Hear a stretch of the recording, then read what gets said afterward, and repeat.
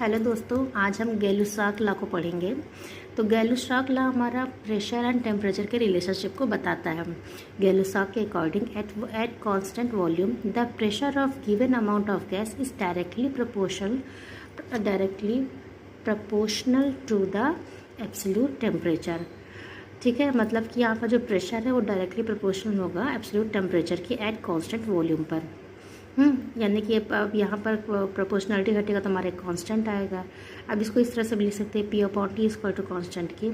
अब इसको इस टर्म में भी लिख सकते हैं, P one upon T one equal to P two upon T two is equal to P three upon T three means equal to P three upon T three equal to P four upon T four. इस तरह से हम लोग कई सारे term में अपने question के अकॉर्डिंग इसको लिख सकते हैं, क्योंकि P upon T equal to constant है।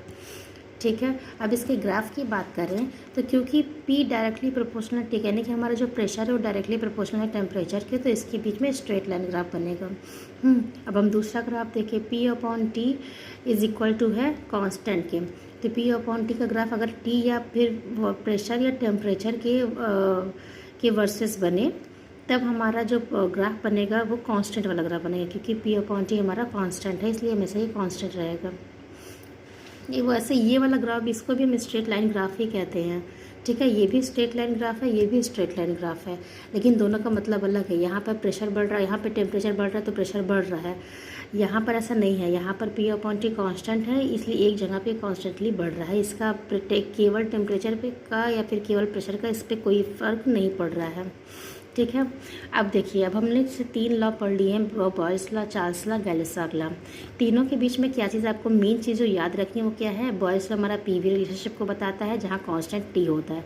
चार्ल्स लॉ हमारा वीटी रिलेशनशिप को बताता है जहाँ कांस्टेंट पी होता है। गैलुसाक लॉ हमारा पीटी रिलेशनशिप को बताता है जहाँ कांस्टेंट वी होता है। मेन आपको रिलेशन और कांस्टेंट याद रहेगा तो आपको आसानी से ये तीनों लॉज याद हो जाएंगे, आपको कोई दिक्कत नहीं आएगी।